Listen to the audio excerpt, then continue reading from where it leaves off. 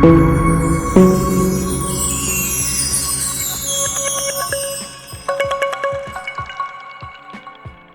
up, everybody? This is me, Brandon Green, owner of Goldelementautoworks. See my name right there? B Green. I just came home from work. I work for Cincinnati Fire Department, and I also own a business. And so I work 24 hours, and then I'm off for 48. And so when I'm off, what am I doing? I'm doing stuff like this. This is a 2004 SL55 AMG, Mercedes AMG, and it has the notorious ABC issues. This customer was going to have to pay $4,000 for one of the high pressure lines that goes right up under the motor. They have to remove the engine, as they say, or lift the engine in order to get access to that line. And so the dealership, I think it was Mercedes, I don't think he went to an independent shop, but he went to Mercedes, and they gave him a printout, and yes, $4,000 to replace that line. Now that's crazy, $4,000. So there's a whole lot of people out here with these with these what are these things called? These SLs who are supporting the ABC suspension, and that's fine. But these are real life situations where people have to make that determination and that decision if they're going to save the ABC suspension. When you get an invoice that says $4,000 to replace one line, that kind of goes against all those out there who say it's inexpensive to maintain these systems. That's not true. That's not true. Now, can you, as the owner of your vehicle, if you're mechanically inclined and not afraid to lift that engine and get access to that line, can you replace it? Sure. Is Mercedes probably hyping up the work that is required? Yes.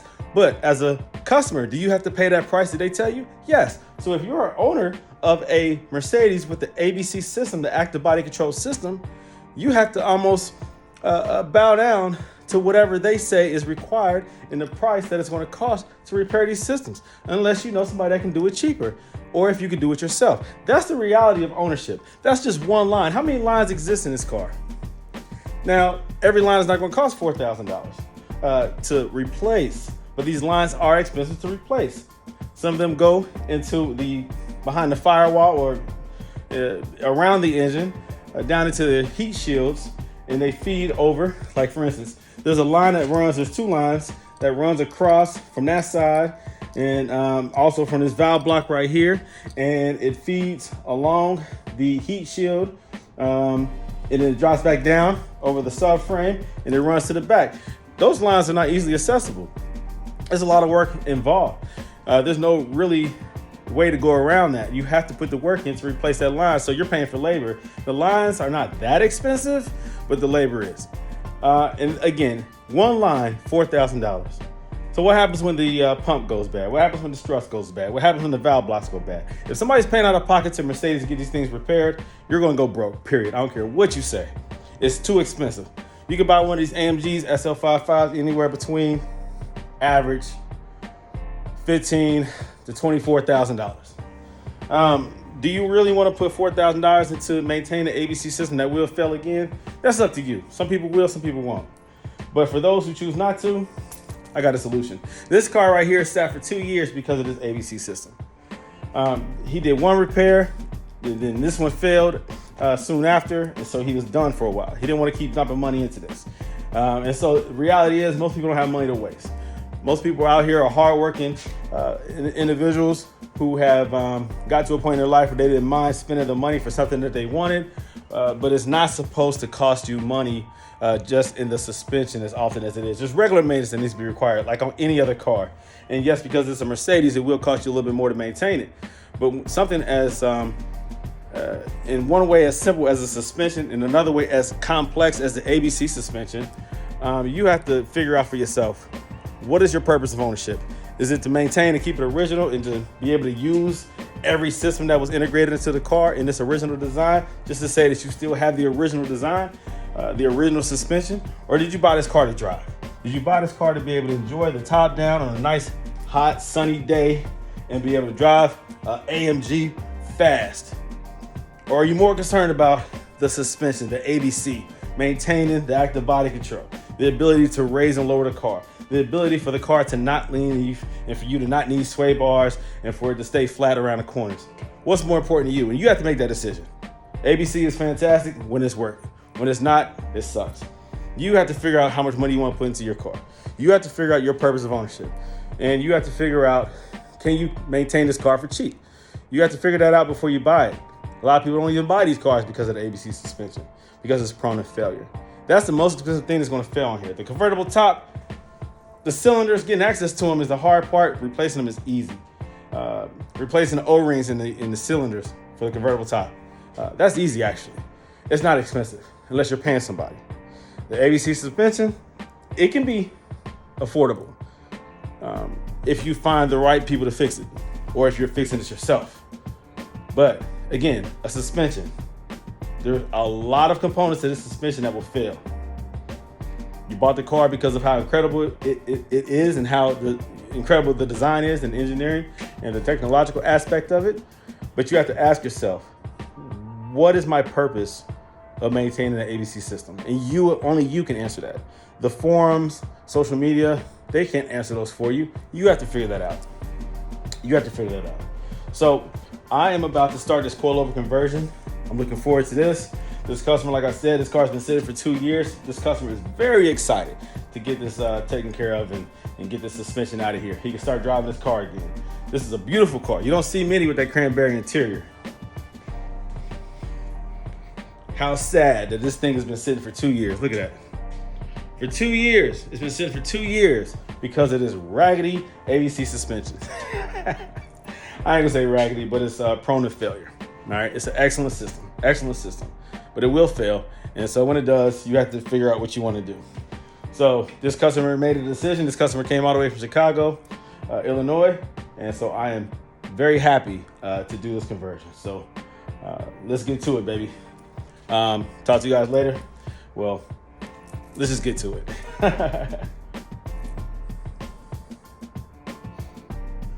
I'm back at it again. Goldelementautoworks. What am I doing? Coilover swap. On what? A 2004 SL55. Yep. Looks just like the one I have, minus the red interior and minus the wheels. Look at that. Look at the guts of this thing. Ooh wee! Woo! They don't make cars like this anymore. Yeah, they got cars with red interior, but a Mercedes SL55 compressor, supercharged motor. AMG, baby, with the red guts. What's better than that, huh? You tell me, what's better than that? An SL55 AMG with the cranberry interior. Look at that. Sexy. Well, I have my work cut out ahead of me. Here we go. Silver's Neomax right there.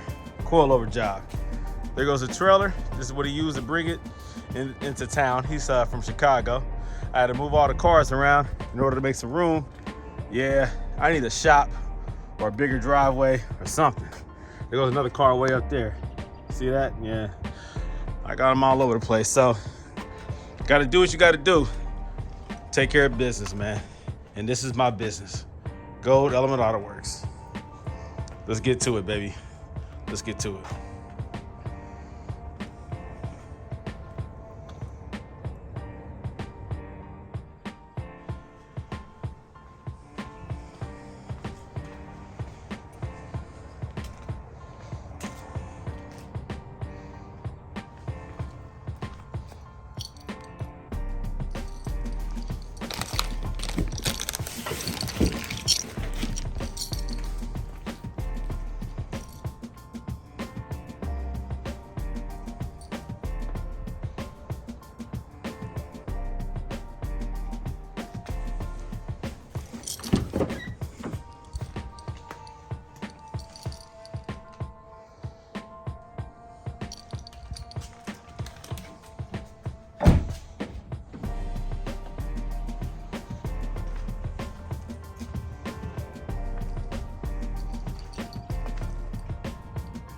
Now, oftentimes I come across many people who are struggling to remove this ABC, this tandem pump, from their vehicle. And this is a SL55, as a matter of fact, the 04.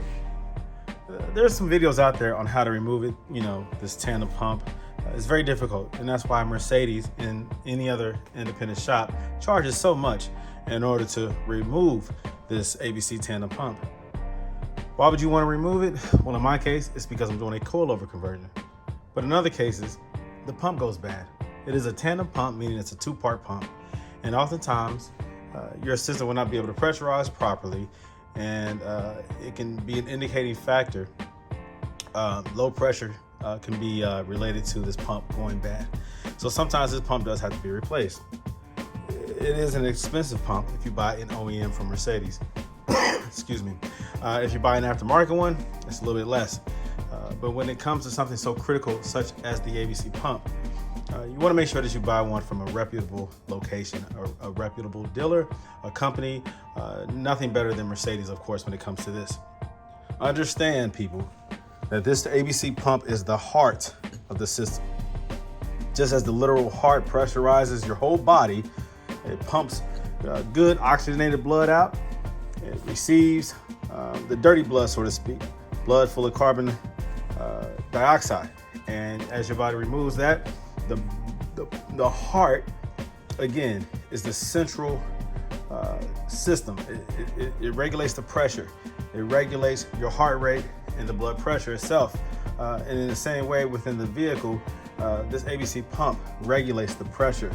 It regulates the ability for the system to do what it is supposed to do. Not to try to sound like I'm medically educated, but in the same way you can relate your heart to your body, you can relate this ABC pump to the vehicle. It is critical in the operation, the proper operation of your ABC system on your vehicle. So for those who are looking to remove this themselves, this is just a brief summary or review on how to do it, things you have to look forward to in your struggle in removing this. The first thing that I do is I remove this pulley right here. Do it while the belt is on the vehicle. You loosen up these. These are just similar. These might not be the exact same ones, but it's the same head size. And this is a I think a 13. You use this bit right here. E12, sorry about that. This is an E12, all right? That fits onto there. You can also use an 8mm socket if you do not have the star set socket like this. If you don't have one of these, then you can use an 8mm regular socket. It will fit. Remove this first. That will allow you to pull this out once you loosen this up. It also gives you a little bit more room. But this has to come off separately from the pump. You need that space, especially with the AMG, because there's more things in the way. It's a little bit tighter space. Now, remove that belt or get the belt out the way. Use the tensioner pulley to slide the belt out the way. You can access this bolt right here, and this is a E14, something similar to this. Again, you use one of these right here. There you go, E14. You remove this one. This is a little bit longer. To access this one, you have to use the tensioner pulley, hold it back, and with your left hand and with your right hand, in my case I'm right-handed, take this one, remove this one with a socket and an extension. It's a little bit more difficult because you're multitasking, but you have to hold that tension back as you loosen this one. There's a lot of components that are in the way, a lot of things that are in the way. The overflow reservoir, let me show you real quick. The overflow reservoir, well, the ABC reservoir will have to be removed. The bracket and all that assembly right there has to be removed so you can have clearance to get to the necessary bolts to remove the pump. And that's this big thing right here, in case you forgot what that looks like. You have to remove all that stuff right there. And that's just held down by a bunch of 10mm bolts. Now, once you remove all that stuff and tie your lines back, you're gonna lose a lot of fluid. I'll put a drain pan right there up underneath. As you start disconnecting the lines, the rubber lines, the feed lines, you'll lose a lot of fluid. That's fine. Try not to make too much of a mess. You will make a mess though. So get that stuff out of the way. Unplug this connector right here. And you have a ground. Let me show you that real quick. You have one of these right here. Remove that ground for your ABC pump, get that out the way. The whole purpose is to remove as much stuff as you can. You have to get access. Now this right here uses a couple of these bolts right here. you have to access those bolts. You have to remove this component. That makes it a lot easier. Before you can remove this component though, it's easier if you remove the high pressure line for the power steering pump. That high pressure line feeds into here, right here. I'm sorry, this right here. Now this is for your rack and pinion or your power steering. That line right there, you have to remove that. If you can access that, it makes it easier to access this. Remove that line first, and there's another there's a bracket that holds that line. Get all that out the way. Pop this line off. That uses a 17 millimeter wrench. Get that off. Remove the bracket that holds it to this, and get that out the way. That gives you more access to this right here. This is I think a 19 millimeter. These are 19 millimeters. Remove this one, get this out the way. That gives you access to this. This is the next thing that you have to remove. This is hard to remove, man. There's a bolt that runs on this right here. There's a bolt that runs through there. Again, it's one of these E14 bolts. All right, it's gonna run back up under there. You have to use a combination of small sockets and wrenches to get back there. Start off with one, and then once you loosen it, go to a smaller one so that you can have more leverage. So loosen that one first, remove that. Then you have to remove the one right here that's connected to the, what is that? The engine mount, whatever it's called. You have to remove that bolt. So there is, let's see, another one of these E14s that's holding that in. That's very hard to get to. You have to use several extensions and just find a way, use a larger wrench with an extension and a cheater bar to break it loose. And then once it breaks loose, you can use a smaller wrench and then run that through. Again, another E14. Once you get that one removed, there is one more that you have to put a light down there to see. And it is this right here. I believe this is a 13 maybe millimeter nut, and that is located on the back side of here. It's located right there. You'll barely see it. You shine some light down there, you'll see it. And that's the last one that's holding this ABC pump on. So let me just take a visual of the back, show you guys what it looks like. This is what your ABC pump looks like from the back. Again, it's very difficult to access what you need to access in order to remove it. It takes a lot of time. It took me probably about 2.5 hours to do. That's me, and I've done many of these. There's no way around it. You have to take your time. There's a lot that you have to remove. And you know, in my case, there's a system for me to remove this thing. I have my own little system, a process. This is gonna be likely your first time doing it. So it's gonna be a little bit more difficult. It might take you twice as long. Very frustrating. You can cut your hands up pretty well trying to get access to everything. Now, I do not have to go up under the car to get access to anything. I can do everything from the top. You do not have to get up under the car. You can do everything from the top. I remove the plastic from up underneath. Well, it gives me light. Also, when I drop tools, I can, it falls to the ground. Again, I have a lot of drainage right there. The ABC fluid pours all over the place. So it just allows me to reassemble everything without everything up underneath being so wet and nasty. Let all that stuff just drain down naturally. You see there, I still missed a lot of it. It's hard to catch all that crap, man.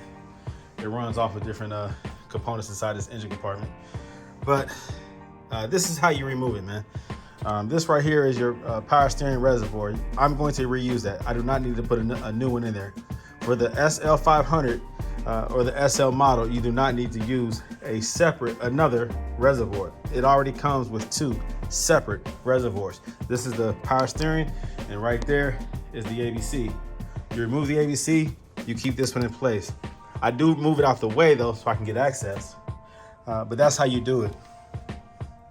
All right, so now I am about to install the new standard power steering pump. That will make the system a lot more simple, easier to maintain. While you're in there doing the coilovers, you might as well swap that out as well, because it is an expensive task to go back in there and to pay somebody else to pull that ABC pump out if it fails. Now, you do not have to replace the ABC pump. If your ABC pump is not giving you issue, you can operate the one side of it, which is the power steering side. It is a tandem pump, meaning a two-part pump. So you are able to keep that pump in place. You do not have to remove it if you're going to do a coilover swap. Once you remove that ABC fuse right there, then it shuts down the ABC system. It will no longer pressurize your ABC system, but it will leak all over the place. So that's why I recommend the caps. If you're going to keep the ABC pump, buy the caps. All right? Buy the caps. In my case, I replace the ABC pump with the standard power steering pump, and I remove as many lines as I can to get all that nasty drainage and residual oil out of the system so it doesn't drip all over the owner's driveway. It is messy. It does stink. It is messy. Pitocin fluid is disgusting, or hydraulic fluid is disgusting. So here goes the new pump that I'm going to install. You can go to my website and buy that. You can go to my website and buy those caps that you need. Those caps are what I'm referring to, is what you put in place of where the coilovers connect, right here. This might get a good view.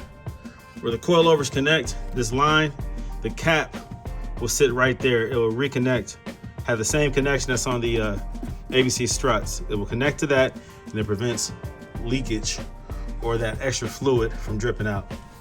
So those caps definitely help you to have a cleaner install. So yeah, with the SL55, there's more components. You have the supercharger right here. You have some of this extra stuff down here, some extra lines for the supercharger, intercooler. You have more going on, so it's a little bit more difficult. Nonetheless, it is possible to still pull this ABC pump up out of there. You have less room in front of it to play with. You have more stuff in the way, but the process is still the same. Still the same. What you're seeing right there is the that's the AC compressor. Clean all this stuff up, man, before you reinstall the power steering pump. It just makes it a little bit of a cleaner install as well. It will be messy. Just try to control as much spillage as possible. That's why I tie stuff off like this. I try to reuse the power steering fluid and kind of top it off with a similar quality power steering fluid. It has to be a synthetic. Also, let me see. These components right here, I'm no longer going to need. I simply pulled everything out and put everything together so you can see the components and what I did in order to remove this pump. It's impossible for me to show you real time because I need both hands all the time. Unless I have one of those little, I guess, video cameras on my head. You know, it's impossible for me to do this and hold a phone or a camera or whatever type of recording device that you use. You would have to use a GoPro, I guess. So that is the process. Take your time. Don't get overly frustrated. You will use a variety of tools. Just take your time. It'll save you a lot of money doing this yourself. It is possible for you to change out your ABC pump yourself. Reinstallation is the opposite of the removal. But again, I remove these not with the intent of putting them back in there. But if you are reinstalling one, you know that you have to put all this stuff back together. So remember the steps, remember the process. If you have to write it down, do whatever you need to do to create the process or a system that you can remember. All right, guys. So those are my tips, man, for ABC tandem pump removal.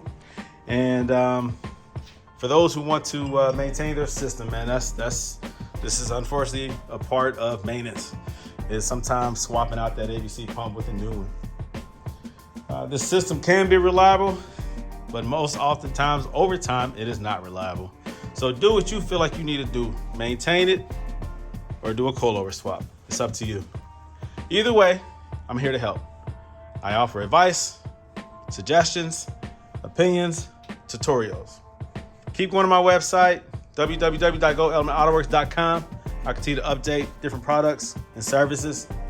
And I continue to like, share, subscribe, and comment on my videos, man. Reach out to me on Instagram and Facebook. Go to Facebook, Gold Element Autoworks. And also Instagram is Wide Body CL55, based on this model right here, my Wide Body CL55.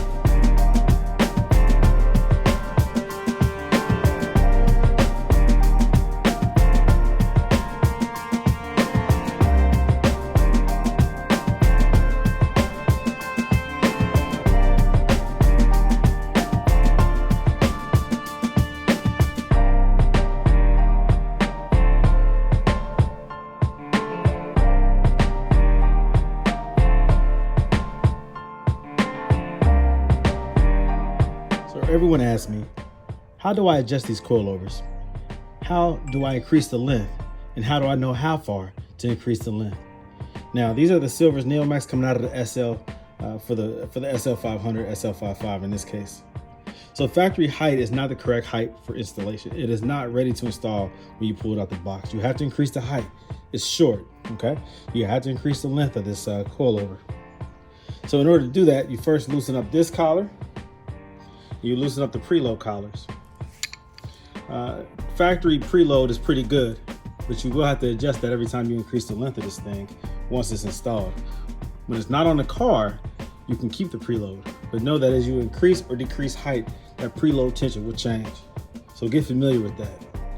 You want to only have enough load on here where the spring itself does not move. You tighten up this collar right here until that spring no longer moves or twists or rattles. Put a little bit of tension on it, just a little bit of tension. And then the locking collar, you go ahead and lock that onto it. And you can use the supplied tools that it gives you, or you can use, I don't know, in my case, sometimes I use a flathead screwdriver and a hammer, depending on if I have easy access to it once it's installed. But off the car, it's real easy to use these tools. But like I said, if you have to increase that height or decrease the height, you will have to make adjustments.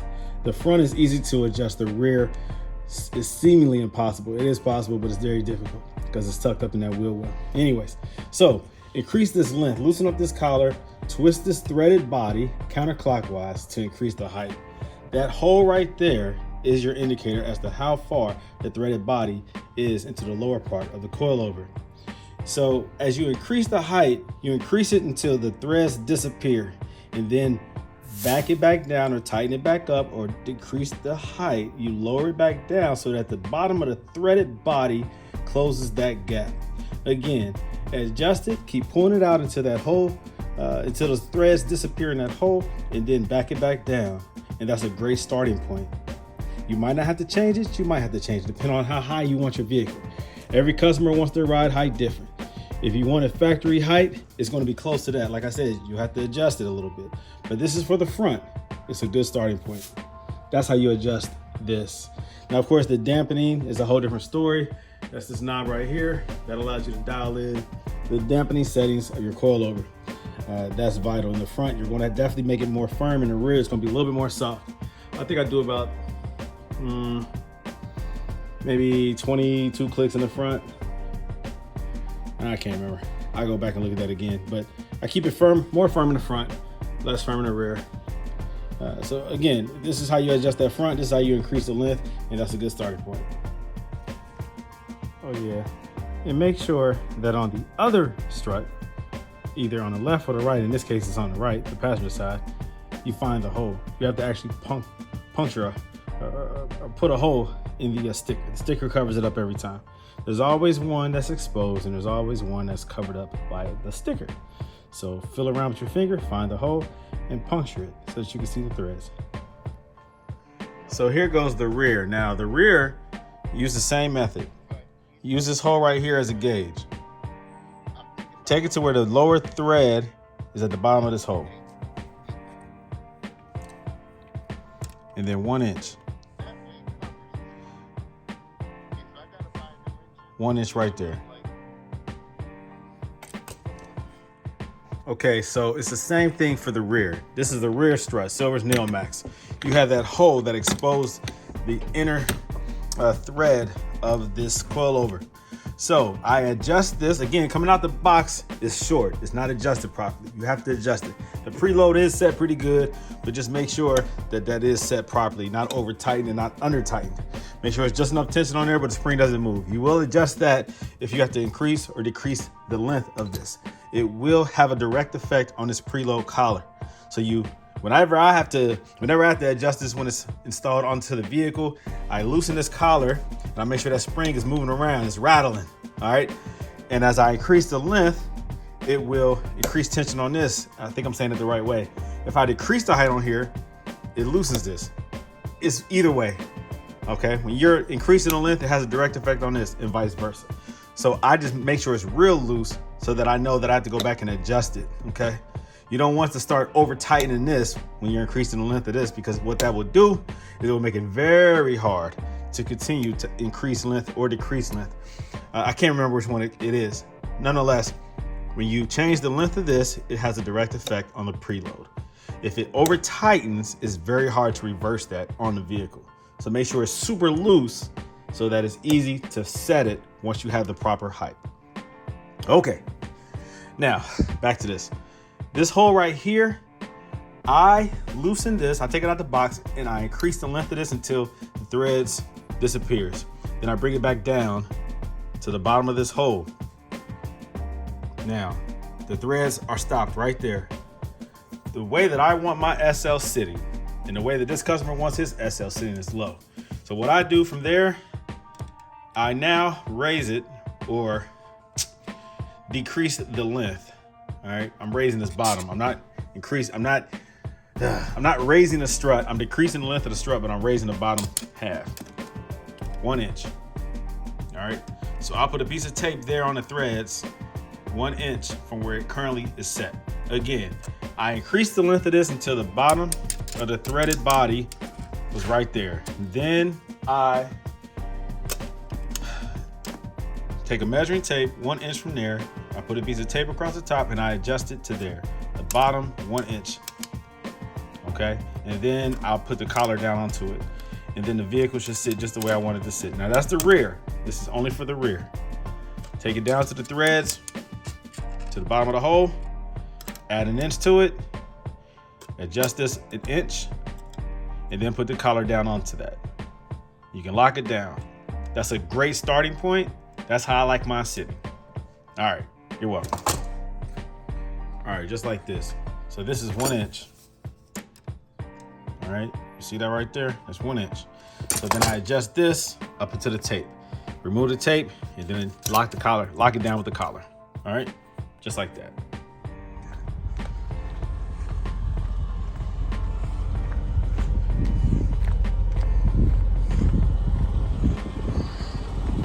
All right, let's go for a ride.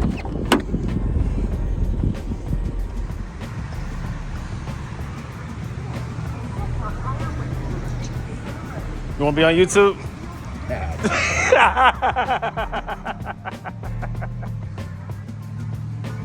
Good results, man.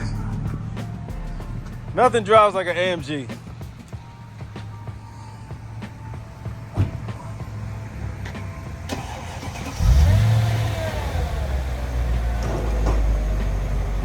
Perfect. There you go.